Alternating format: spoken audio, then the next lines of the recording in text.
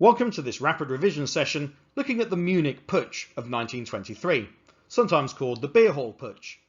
This was the Nazis' first real attempt to seize power in Germany, and it was a humiliating failure, and we're going to have a look at why that was.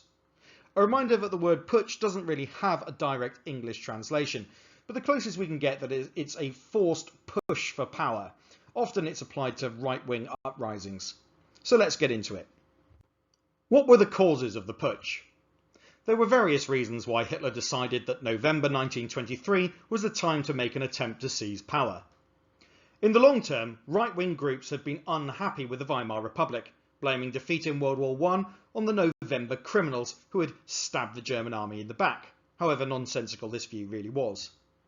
Also, the governor of Bavaria, Gustav von Kahr, shared some of the Nazis' beliefs. It was supposed that he might be an ally. In the medium term, the Nazis had become influenced by Mussolini's Italian fascists, imitating their uniforms and salutes. Mussolini had successfully seized power in Rome the year before with a military coup. In the short term, Germany was in chaos still.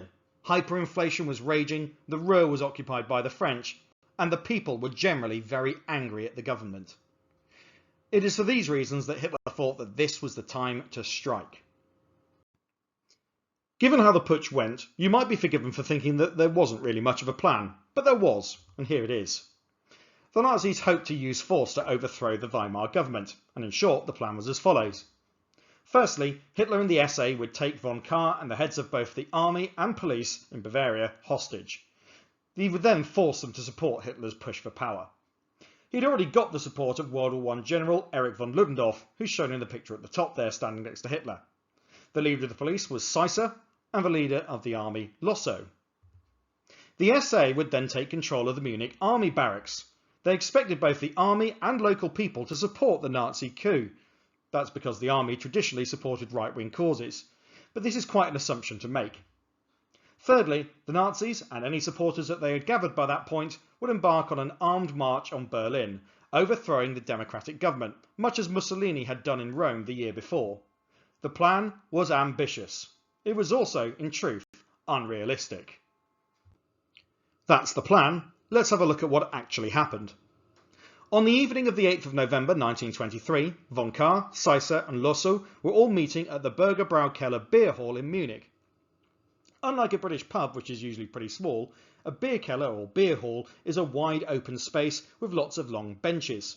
Yes, they were built for drinking beer, but they were also ideal meeting places, so it was not at all unusual for a political meeting or gathering to be happening at such a place.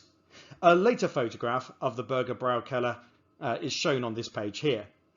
Yes, it's been decorated with Nazi paraphernalia by that point because it had been turned into something of a shrine. We'll soon see why. Hitler, backed by about 600 Sturmabteilung stormtroopers, burst in.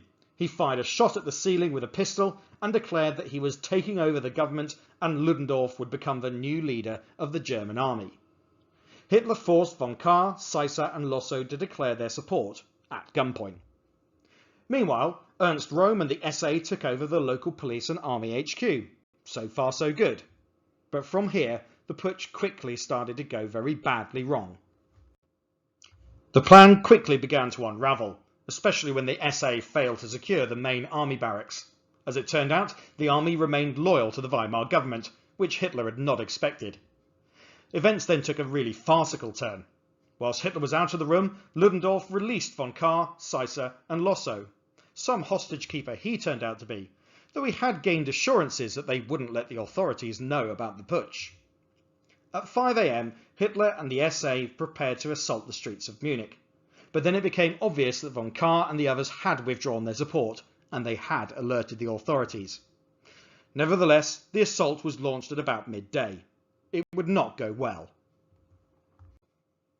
The Nazis were dismayed to find that the police, army and people of Munich sided with the Weimar government. Ludendorff and Hitler were not strangers to a fight, and they led the SA into a confrontation with armed police and soldiers.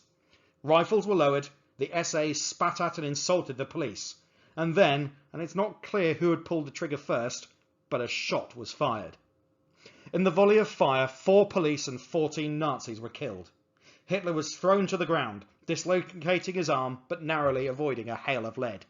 Goering was shot in the thigh. The Nazis scattered. One group hid under the beds of a nearby girls' school. The main players, Ludendorff, Goering and Streicher, were arrested. Hitler fled to the home of his friend Ernst Hanfstaengl. He was found and arrested on November the 11th. The putsch had been a humiliating failure. So, what were the outcomes? Firstly, Hitler realised that he needed to attain power by legal means. Hitler hated democracy. He wanted to destroy it. However, he knew that seizing power by force would not work. Instead, he would need to build support for the party nationwide and secure votes to win power, and then destroy it from within. He was helped, though, by his trial.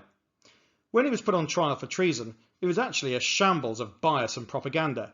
The judges were traditionally right-wing, and as usual, they were lenient to Hitler, a fellow right-winger. Hitler was permitted to go off on long rants, giving the Nazis favourable publicity. He was found guilty of treason still, but then sentenced to only 5 years in prison. In the event, he served only 9 months of relatively comfortable imprisonment. This gave Hitler the opportunity to write his book, Mein Kampf. His 9 months in prison was enough time for him to write down his entire political philosophy. Mein Kampf translates as My Struggle. It was a book of racist bile and often jumbled thinking, but it laid out his views and it sold quite well. He then set about reforming the party. He used the enforced break to work out new approaches to gaining support. The Nazis had run in the 1924 election, admittedly under a different name, gaining 32 seats in the Reichstag. This was a start, but it wasn't many. In February 1925, the official ban on the Nazis was lifted. In all the ways that matter, the Nazis had got away with treason. The Munich Putsch was a humiliating failure, but perhaps the aftermath and the trial worked out to be something of a triumph for the Nazis. Consider this interpretation by historian Richard J. Evans, who wrote this in his book The Coming of the Third Reich, published in 2004. It seems likely that they, the Bavarian authorities, offered Hitler leniency in return for his agreement to carry the can, or take responsibility. As judge, they picked a well-known nationalist. Hitler was allowed to wear his Iron Cross and address the court for hours on end. The court grounded its leniency in the fact that the participants, as they saw it, were led in their action by pure patriotic spirit and noble will. The judgment was scandalous, even by the standards of the Weimar judiciary. Hitler's first attempt at taking power was the Munich Putsch, sometimes called the Beer Hall Putsch. The plan was to unite with other nationalists and seize power by force. The putsch was launched on November the 8th, 1923. It was a shambolic failure that left 4 police and 14 Nazis dead. Hitler was arrested and found guilty of high treason. However, he was only sentenced to 5 years in prison, served only 9 months, and used his trial and imprisonment to spread the word of his ideas. Following this, the Nazis decided to concentrate on gaining power legally, a significant change in tactics. Bearing this in mind, do you agree with the interpretation that this really was a scandalous judgment that did more to help the Nazis than to hold them back?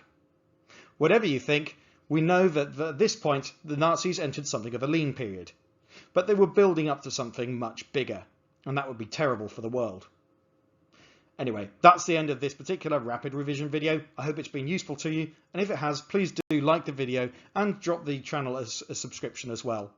Thanks very much for watching, and goodbye.